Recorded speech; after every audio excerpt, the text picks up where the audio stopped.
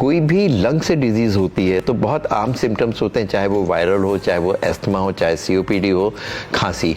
Early detection हमेशा important, जो कि इस बार की थीम है early detection of lung cancer. Target therapy के अलावा हार्मोन थेरेपी हो गई है, इम्यूनोथेरेपी हो गई है, बहुत एडवांस ट्रीटमेंट हो जिसमें साइड इफेक्ट नहीं है।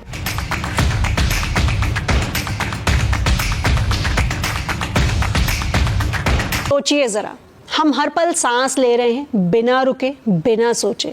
पर क्या कभी सोचा है आपने कि ये सांसें लेने में जो हमारे लंग्स जी जान लगा रहे हैं, अगर एक दिन वो ही जवाब दे दें तो? और हैरानी की बात तो ये है कि कई बार इसमें हमारी ही कुछ लापरवाहियां जिम्मेदार होती हैं। अब डराने का इरादा तो बिल्कुल नहीं है, लेकिन हाँ, अवेयर करने का ज़रूर है।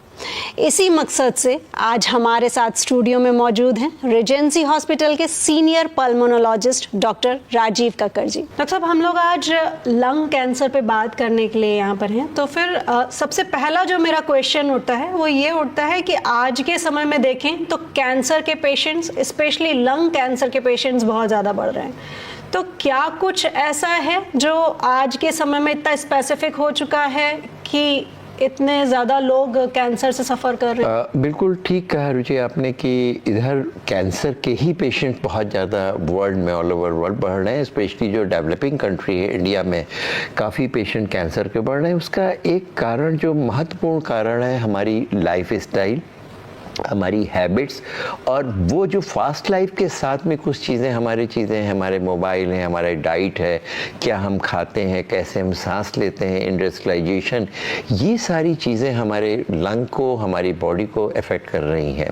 अगर हम बात करें, जो भी हमारे पास पेशेंट लंग कैंसर के आते हैं उसमें ज़्यादातर होते हैं 80-90% पेशेंट्स होते हैं जो कि स्मोकर्स होते हैं। स्मोकिंग या tobacco of any kind can affect your body, क्योंकि अगर हम एक सिगरेट पीते हैं उसमें कम से कम 40 तरह के कार्सिनोजेंस वो सब तत्व होते हैं जो हमारे कैंसर प्रोड्यूस करते हैं, उनसे स्मोकिंग में होता है। उसके अलावा 10-20% वो लोग होते हैं जो स्मोक नहीं करते हैं, उनका कारण पोल्यूशन होता है, किसी इंडस्ट्री में वर्क कर रहे होते हैं जहाँ पे एस्बेस्टोसिस या कोई ऐसी चीज़ें जो लगातार इंडस्ट्रियल नॉर्म्स को वो फॉलो नहीं करते हैं, लगातार इनहेल करते हैं और 20-30 साल तक उसी इन्वायरमेंट में, बंद इन्वायरमेंट में सांस लेते हैं, जो कि पार्टिकल्स लंग में जाकर के डिपॉजिट हो जाते हैं।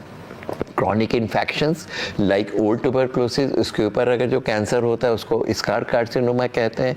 तो there are so many other things जिसकी वजह से हमें कैंसर हो सकता है। और लंग का कैंसर या कोई भी कैंसर आजकल बहुत कॉमन है। जो इंसेक्टिसाइड्स होते हैं, जो डाइट हैं, प्रिजर्वेटिव्स यूज़ होते हैं, कलर्स यूज़ होते हैं, वो मोस्टली कार्सिनोजेंस हो। तो जो हमारे कंट्री में नॉर्म्स नहीं हैं कि क्या चीज़ है, हम लोग इन्फेक्शन के लिए तो देखते हैं, लेकिन क्या केमिकल यूज़ हो रहे हैं, कितनी प्लास्टिक हम लोग यूज़ कर रहे हैं, उनको ले करके प्लास्टिक को गर्म करते हैं, जो हीटिंग जो हमारे इंस्ट्रूमेंट्स हैं उसमें करते हैं, माइक्रोवेव वगैरह में करते हैं, वो पार्टिकल्स कितने बर्न करके बॉडी में जा रहे हैं, वो सर्कुलेट होकर डिफरेंट ऑर्गन में जाकर के किस तरह आपके बॉडी को डैमेज करते हैं, वो सारे एक कारण होते हैं कैंसर होने के लिए। तो डॉक्टर साहब, क्या मान के चलें कि इट मीन्स ये जो माइक्रोवेव और आजकल के लाइफ में हम लोग जितनी नई तरह की चीज़ें यूज़ करने लगे हैं, वो सारी ही हम लोग को कहीं ना कहीं इस तरह के डिजीज़ की तरफ धकेल रही हैं?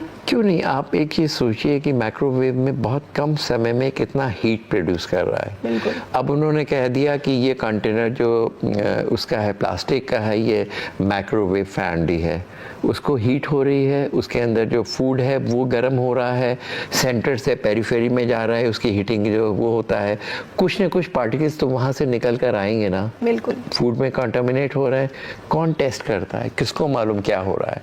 आप जो डाइट में आपने बॉटल लिया, पानी की प्लास्टिक की बॉटल है, गाड़ी में रख दिया, 40-45 डिग्री बाहर टेम्परेचर है, वो धीरे धीरे हीट हो रही है, उससे पार्टिकल्स निकल रहे हैं, आप उसको कंज्यूम कर रहे हैं। जो प्रिजर्वेटिव्स हैं उनको यूज़ कर रहे हैं, क्योंकि वो 1 महीने 2 महीने उनकी एक्सपायरी है, हमारे पास टाइम नहीं है घर में खाना बनाना, उन्होंने ओपन करा, हॉस्टल में बच्चे हैं, हीट करा, फ़ौरन करा और खा लिया। उसमें प्रिजर्वेटिव्स हैं, कलर्स हैं, जो आपके टेस्ट बड के लिए जो अच्छी चीज़ें लगती हैं उनको इन्हांस करने के लिए जो उसमें चीज़ें पड़ रही हैं वो कितनी हार्मफुल हैं। उसके अलावा जो एडल्ट्रेशन है, आपने जो दही या कोई चीज़ लिया उसमें क्या चीज़ मिलाई जा रही है, वो लोग क्या कर रहे हैं उसके मालूम नहीं। जो इंसेक्टिसाइड्स यूज़ हो रहे हैं, जो हम फ्रेश फ्रूट्स और फ्रेश वेजिटेबल तो खा रहे हैं, लेकिन उनको डेवलप करने के लिए, उनको प्रिजर्व करने के लिए क्या चीज़ केमिकल यूज़ हो रहे हैं, उनको जल्दी से मैच्योर करने के लिए क्या चीज़ यूज़ हो रही है, वो भी सब कार्सिनोजेंस है।